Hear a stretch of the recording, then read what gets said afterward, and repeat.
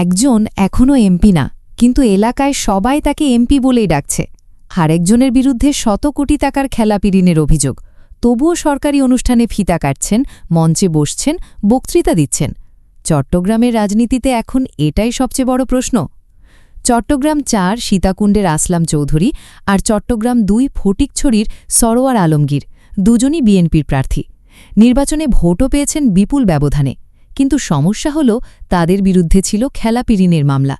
আদালত বলেছিল নির্বাচন করতে পারবেন ঠিকই, কিন্তু মামলার নিষ্পত্তি না হওয়া পর্যন্ত ফল প্রকাশ করা যাবে না। আর ফল প্রকাশ না হওয়ায় আজও তারা শপথ নিতে পারেননি। কিন্তু এখান থেকেই শুরু হয় আসল নাটক। শপথ নেই, গেজেট নেই, সংসদ সদস্যের বৈধতা নেই, তবুও এলাকায় তারা যেন পুরোপুরি এমপির ভূমিকায়। স্বাধীনতা দিবসের অনুষ্ঠান, পহেলা বৈশাখের শোভাযাত্রা, সরকারি উন্নয়ন প্রকল্প উদ্বোধন, কৃষকদের মাঝে বীজ বিতরণ, সব জায়গাতেই দেখা যাচ্ছে তাদের উপস্থিতি। কোথাও প্রধান অতিথি, কোথাও বিশেষ অতিথি, এমনকি বক্তৃতার সময় মাননীয় সংসদ সদস্য বলেও পরিচয় করিয়ে দেওয়া হয়েছে। সীতাকুণ্ডে তো এক ধাপ এগিয়েই ঘটনা। একটি মাদ্রাসার নতুন মসজিদ ভবনের উদ্বোধনী ফলকে লেখা হয়েছে গণপ্রজাতন্ত্রী বাংলাদেশ সরকারের চট্টগ্রাম ৪ আসনের সংসদ সদস্য আসলাম চৌধুরী, অথচ বাস্তবে তিনি এখনও শপথই নিতে পারেননি। এই ছবি ছড়িয়ে পড়তেই সামাজিক মাধ্যমে শুরু হয় তুমুল আলোচনা। পরে অভিযোগ ওঠে কিছু ছবি নাকি চুপিসারে সরিয়েও ফেলা হয়েছে। এদিকে উপজেলা প্রশাসনের বিভিন্ন প্রকল্প নিয়েও উঠছে প্রশ্ন।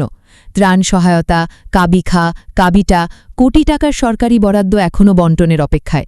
কিন্তু স্থানীয় বিএনপি নেতারা বলছেন তারা এমপির নির্দেশে প্রকল্প তদারকি করছেন। প্রশ্ন হল, যেই ব্যক্তি আইনগতভাবে এখনও এমপি নন, তার নির্দেশে সরকারি কাজ কিভাবে চলে? আরেকদিকে ফটিকছড়ির সরোয়ার আলমগীরের ঘটনাও কম আলোচিত নয়। তার বিরুদ্ধে অভিযোগ ৫টি ব্যাংক ও আর্থিক প্রতিষ্ঠানে ২১৪ কোটি টাকার ঋণ রয়েছে। শুধু একটি ব্যাংকেই নাকি ২০১ কোটি টাকার খেলাপি ঋণ। নির্বাচন কমিশন এক পর্যায়ে তার প্রার্থিতা বাতিলও করেছিল, কিন্তু পরে আদালতের স্থগিতাদেশে তিনি নির্বাচনে অংশ নেন। নির্বাচনে জয় হওয়ার পর থেকেই তিনি যেন এলাকায় বেসরকারি এমপি। স্বাধীনতা দিবসে শহীদ মিনারে শ্রদ্ধা, বৈশাখের শোভাযাত্রা উদ্বোধন, কৃষি পুনর্বাসন কর্মসূচি চালু, সরকারি কর্মচারীদের সৌজন্য সাক্ষাৎ, সবকিছুতেই সরোয়ার আলমগীরকে সামনে দেখা গেছে। এমনকি স্বাস্থ্য কমপ্লেক্সের অফিসাররাও তাকে নিয়ে শহীদ মিনারে ফুল দিতে গেছেন। সবচেয়ে মজার বিষয় হল, প্রশাসনের বক্তব্যও এক এক সময় এক এক রকম। কোনো কর্মচারী বলছেন তিনি শুধু বিএনপির নেতা হিসেবে ছিলেন, আবার কোনো অনুষ্ঠানের ছবি ভিডিওতে দেখা যাচ্ছে সামনের সারির চেয়ার, মাইকে পরিচয়, ফিতা কাটা, সবই এমপির মতো। এখন প্রশ্ন উঠছে, এটা কি শুধু রাজনৈতিক প্রভাব, নাকি প্রশাসনও নীরবে তাদের এমপি হিসেবেই মেনে নিচ্ছে? আর এখানেই পুরো ঘটনায় যোগ হয়েছে আরেকটা বড় রাজনৈতিক টুইস্ট। এই ২ আসনেই বিএনপির প্রতিদ্বন্দ্বী ছিল জামায়াতে ইসলামী। জামায়াতের প্রার্থীরা আদালতে আপিল করে বলেছিলেন খেলাপি ঋণের কারণে এদের প্রার্থিতা বাতিল হওয়া উচিত। আদালত বলেছিল নির্বাচন করতে পারবেন ঠিকই, কিন্তু ফল আটকে থাকবে। এখন আবার বিএনপি নেতারা আপিল বিভাগে আবেদন করেছেন যেন মামলার চূড়ান্ত নিষ্পত্তির আগেই ফল প্রকাশ ও শপথ নেওয়ার সুযোগ দেওয়া হয়। বিএনপির আইনজীবীরা বলছেন জনগণ ভোট দিয়েছে, তাই জনগণের প্রতিনিধি হিসেবে এলাকায় কাজ করতেই পারেন তারা। অন্যদিকে জামায়াতের আইনজীবীরা বলছেন মূল আপিল শেষ হওয়ার আগেই শপথের সুযোগ দিলে মামলার আর কোনো অর্থ থাকবে না। অর্থাৎ আদালতের ভিতরেও এখন লড়াই জমে উঠেছে। কিন্তু সাধারণ মানুষের মাথায় এখন সবচেয়ে বড় প্রশ্ন অন্য জায়গায়। একজন ব্যক্তি যদি এখনও আইনগতভাবে এমপি না হন, তাহলে কি তিনি সরকারি অনুষ্ঠানে এমপির মতো ভূমিকা রাখতে পারেন? সরকারি কর্মচারীরা কেন তার সঙ্গে আনুষ্ঠানিক অনুষ্ঠান করছেন? আর যদি আদালত পরে তাদের বিরুদ্ধে রায় দেয়, তাহলে এই কয়েক মাসের সব কর্মকাণ্ডের দায় কে নেবে?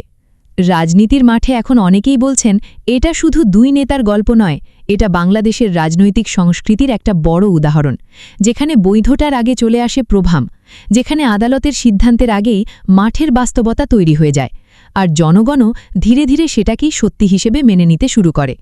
কেউ বলছেন এটা জনগণের ভোটের সম্মান, কারণ ভোটে তারা জয়ী হয়েছেন। আবার কেউ বলছেন আদালতের চূড়ান্ত রায়ের আগে এমপির মতো আচরণ করা সরাসরি আইনি ও নৈতিক প্রশ্ন তৈরি করে। এর মধ্যে আবার পুরনো ইতিহাসও টেনে আনা হচ্ছে। ১৯৯৬-এ তোফায়েল আহমেদের একটি আসন ৫ বছর শূন্য ছিল আদালতের স্থগিতাদেশে। এখন প্রশ্ন হচ্ছে, চট্টগ্রামের এই ২ আসনের ক্ষেত্রেও কি তেমন কিছু হতে যাচ্ছে, নাকি আদালত শপথের সুযোগ দিয়ে দেবে?